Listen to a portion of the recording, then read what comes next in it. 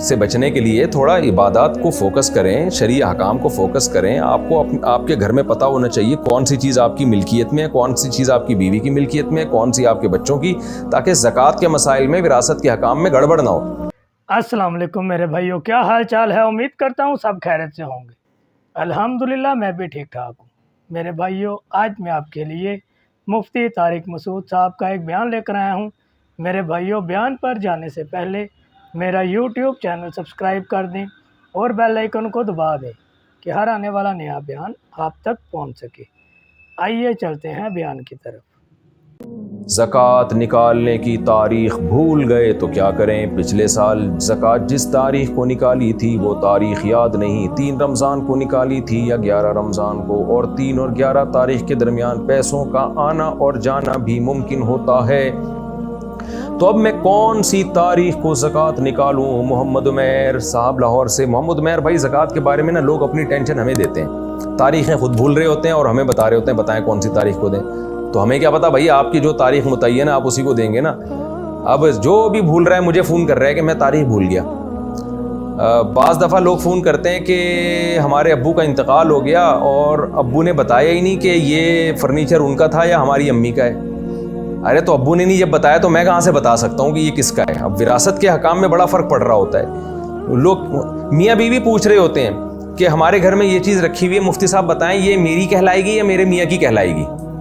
ارے بھائی، جس نے خریدی ہے وہ بتائے گا نا. آپ نے اپنے لیے خریدی تھی یا بیوی کے لیے، تو اس کو ہی نہیں پتا ہوتا کس کے لیے خریدی تھی. تو اس لیے ان ٹینشنوں میں سے بچنے کے لیے تھوڑا عبادات کو فوکس کریں، شرعی احکام کو فوکس کریں. آپ کو آپ کے گھر میں پتہ ہونا چاہیے کون سی چیز آپ کی ملکیت میں ہے، کون سی چیز آپ کی بیوی کی ملکیت میں ہے، کون سی آپ کے بچوں کی، تاکہ زکوٰۃ کے مسائل میں، وراثت کے احکام میں گڑبڑ نہ ہو. اور آپ کو آپ کی تاریخ یاد ہونی چاہیے. اب بھول گئے ہیں تو اب یہی ہے کہ آپ خود دماغ پہ زور لگائیں اور غالب گمان سے ایک تاریخ متعین کر لیں.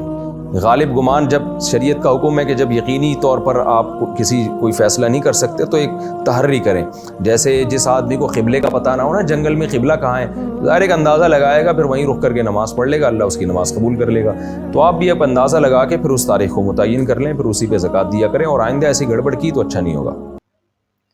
دیکھ لیں میرے بھائیوں، ہمیں چاہیے کہ ہم بھی جب بھی کوئی زکوٰۃ ادا کریں تو اس کی تاریخ ہمیں یاد رہے.